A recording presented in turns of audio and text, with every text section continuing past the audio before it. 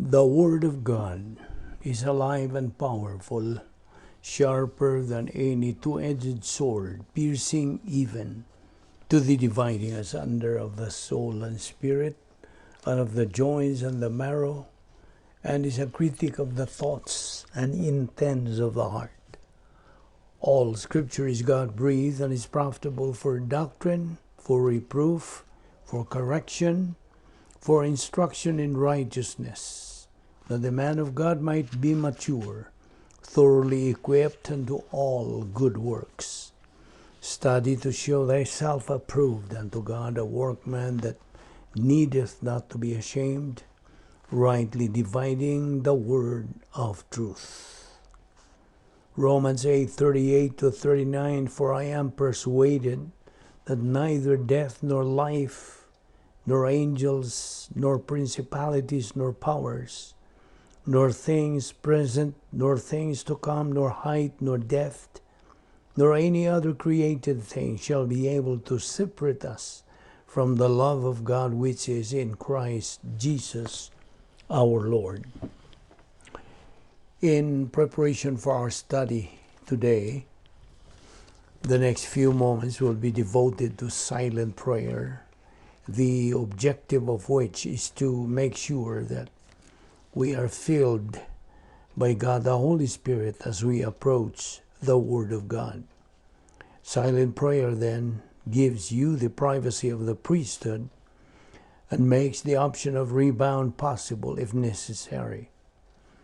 But for you, unbeliever, the issue you're facing is not confession of your sins, but faith alone in Christ alone. Acts 16:31 says, believe on the Lord Jesus Christ, and thou shalt be saved. Therefore, let us pray.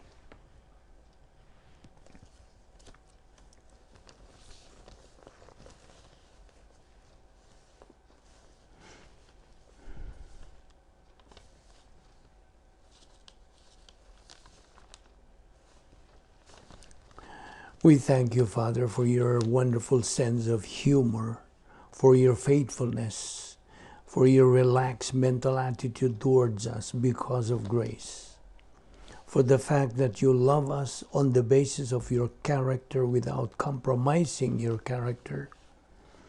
As we continue to study this great grace gift from Jesus Christ, may God the Holy Spirit enlighten us, for we ask it in Christ's name.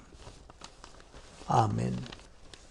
Welcome everyone once again to our daily Bible study through the YouTube of the Balbido Evangelistic Ministry. Welcome our subscribers, our followers, our fellow believers. Today's topic that we are going to take up is a winner believer. Now, first of all, there are two kinds of believers in this world. Loser believers and winner believers. Where do you belong? Ask yourself. So if you are a believer in Jesus Christ, listen very carefully in our study today. First of all, a believer who becomes negative, his attitude towards Bible doctrine is negative, and therefore he would say he has no time for Bible doctrine, eventually will be disoriented to the reality of life and will easily be deceivable by false things in life. But as doctrine has been telling you, and I will tell you again, that once a believer loses his interest in the study of the Word of God, he begins to live a life of misery, a confused life, a life of discipline from God. In short, he starts to live a world of unreality. If a believer says, sorry, I have no time for doctrine, God in turn will say to him, I'm sorry, I cannot give you my blessings, but discipline. So it is a matter of choice then.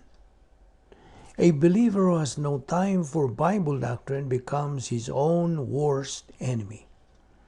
And therefore, he would not be able to reach capacity for life, cannot find his niche in life, and therefore, he won't acquire spiritual discernment in life. You see, spiritual discernment is the byproduct of success in the critical pathway. It is classified as the critical pathway because it is indeed critical to success in life. I'll give you an example. The ICU, intensive care unit. When I had my 1996 heart attack, I had a triple bypass after that. Now, without Bible doctrine in my life, I would be going nowhere. You see, knowledge of Bible doctrine mixed together with faith, that's the stage 1 function of the faith rest life. And this produces in the frontal lobe of the believer the condition of doctrinal reality, a condition in which Bible doctrine is more real than anything else. It produces divine viewpoint thinking, or the biblical viewpoint, or God's viewpoint. And once a believer possesses divine viewpoint thinking, he starts to possess spiritual power. And that is when he becomes dangerous. He has spiritual discernment. He has spiritual sensitivity. He is effectively fulfilling category 1 will of God. You remember the 3 categories of the will of God: viewpoint will of God, operational will of God, and geographical will of God. Well, the viewpoint will of God, he, the believer, is now able to think the thinking of God, thus results in the fulfillment of category 2 will of God, which is operational will of God.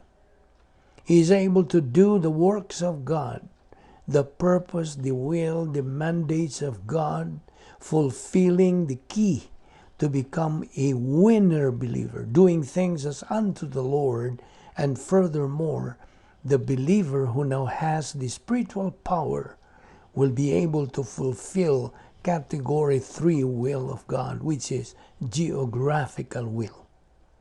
And that believer is able to fulfill God's will for him to be or where to stay.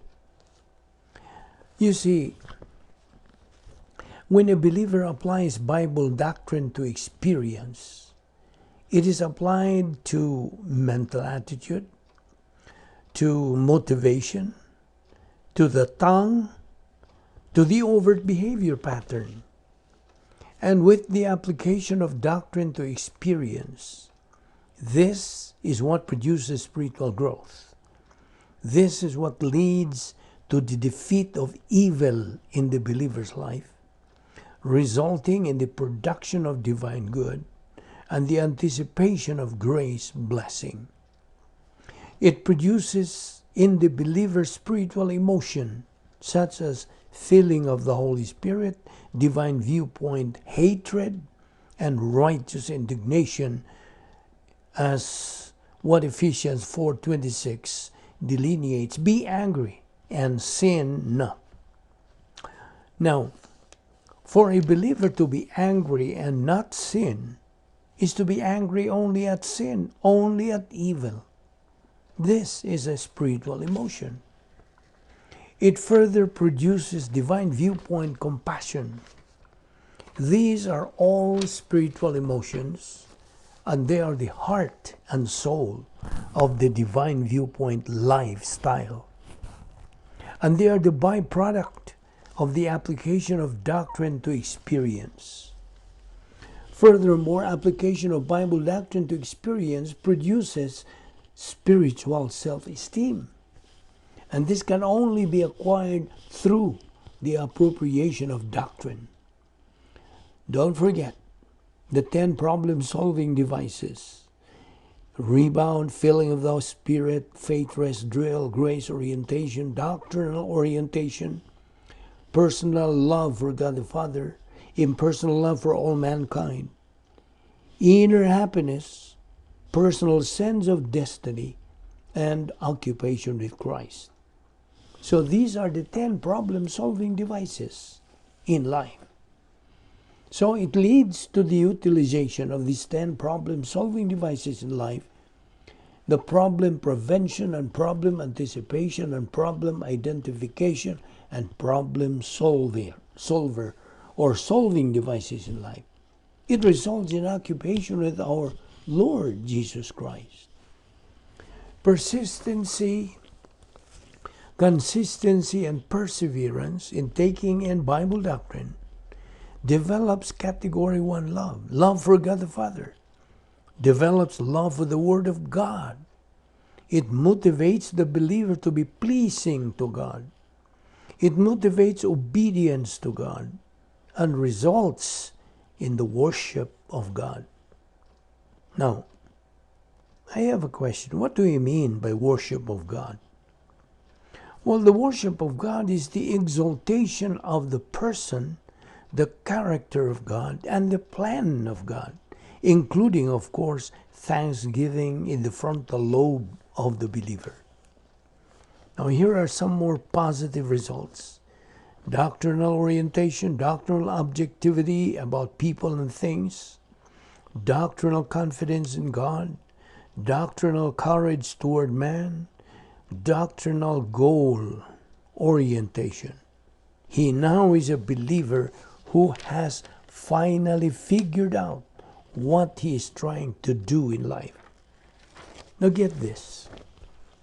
Only Bible doctrine can give the proper orientation of the believer to know what he is trying to do in life.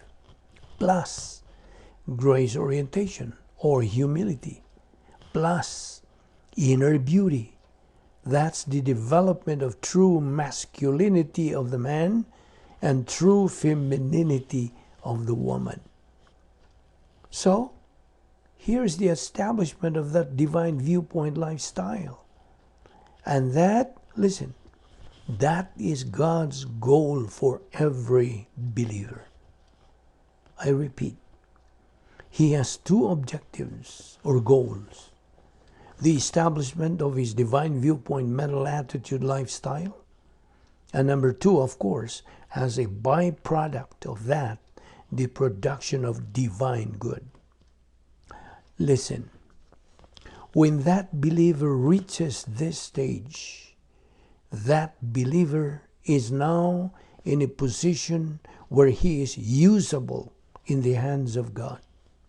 And the second stage of that, of course, is the divine viewpoint historical impact that the believer has to the rest of the human race, both directly and indirectly. Like the life of Joseph.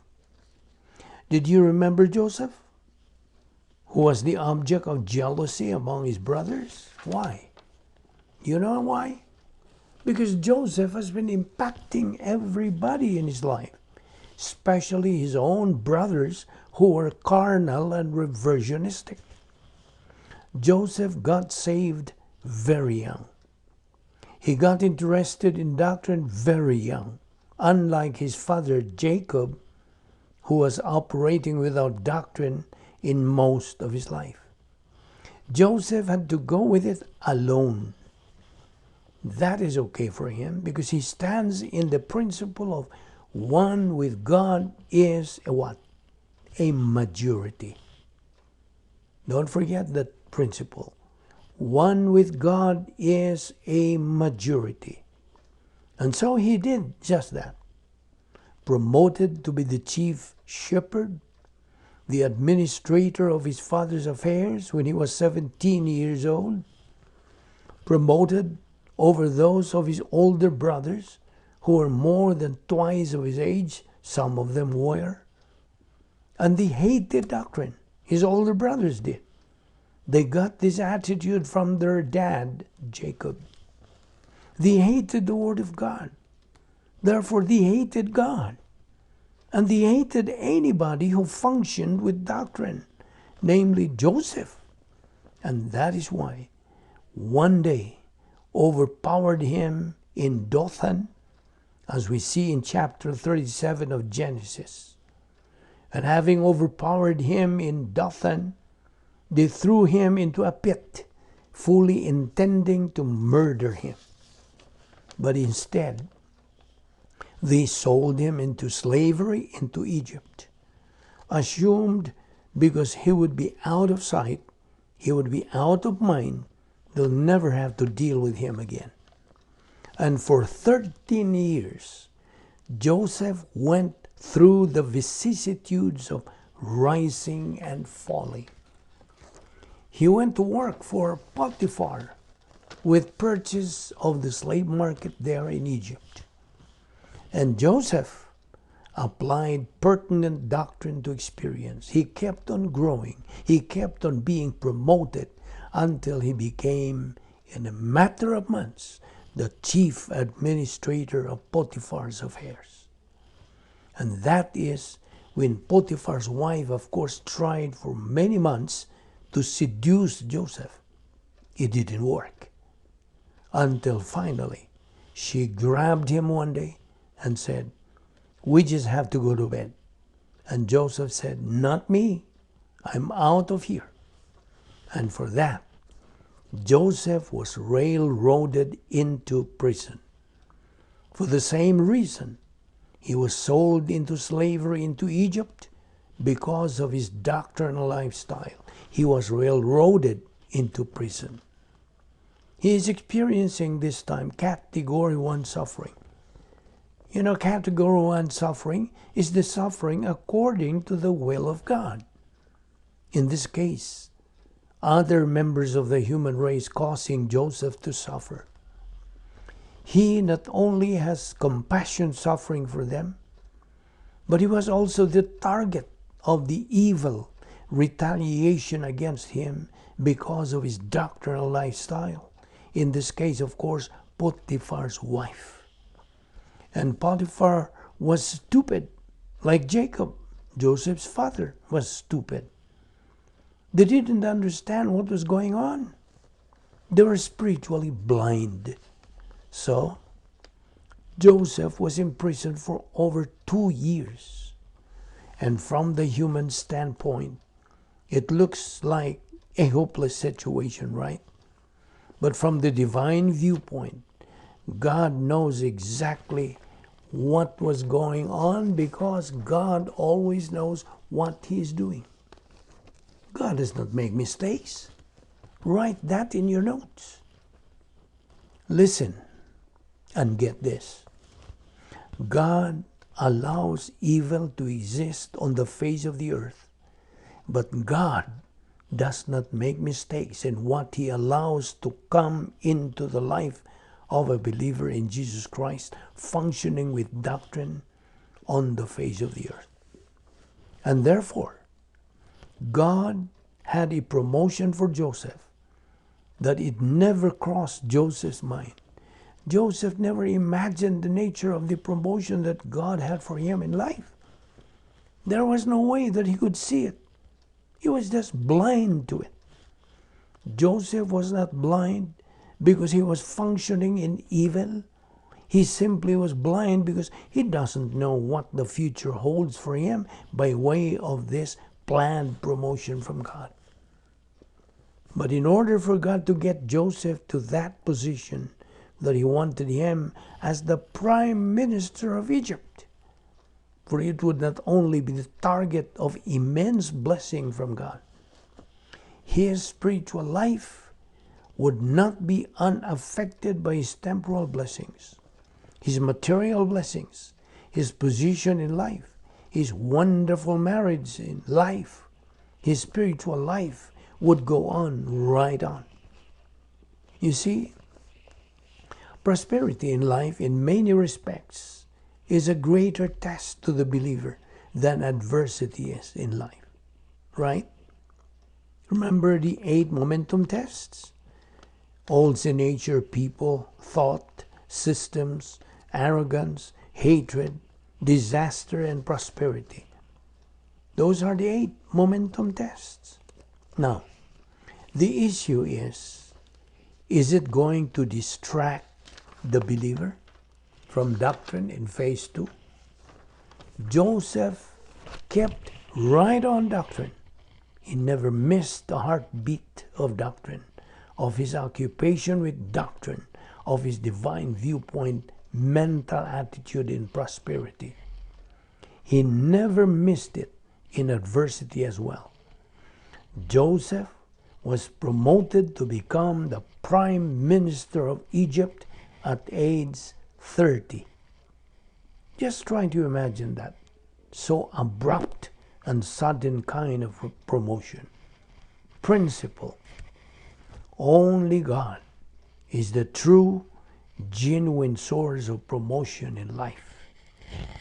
God promotes the humble, grace-oriented, spirit-filled believer, but demotes the proud, arrogant, self-righteous believer. The principle here is the way up is the way down. Now, if you want to study more about the doctrine of humility, you can study in Matthew 23:12, Luke 14:11, Luke 18:14, James 4:6.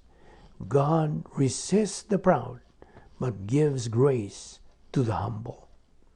And in Matthew 23:12, he who exalts himself will be humbled. He who humbles himself shall be exalted. Let us pray. With your heads bowed and eyes closed, at this moment, let us spend the closing moments of our Bible study this day describing salvation. Describing that which the unbeliever does not have or is not aware of. It's time, if you are an unbeliever today, that you be aware of what Jesus Christ offers to you. He offers eternal life. God so loved the world that he gave his only uniquely born Son, that whosoever believeth in him shall not perish, but have eternal life. Jesus Christ became your substitute. He paid all your sins at the cross. Christ did it all for you. So as Ephesians 2:8 and 9 say, we have been saved by grace through faith. This salvation is not of yourselves. It's a gift of God, not of works, lest anyone should boast. So I pray that you give this great consideration, because it is your life. And you must know what you are headed for. Eternal condemnation or eternal life. The choice is all yours. Therefore, let us pray. And now, Father, we thank you for the clarity of who we are and what we must be, what you require of us. And we pray that as we continue in our temporary life here on earth, we will keep in our study of your word, assimilating your truths. This we ask in Christ's name. Amen.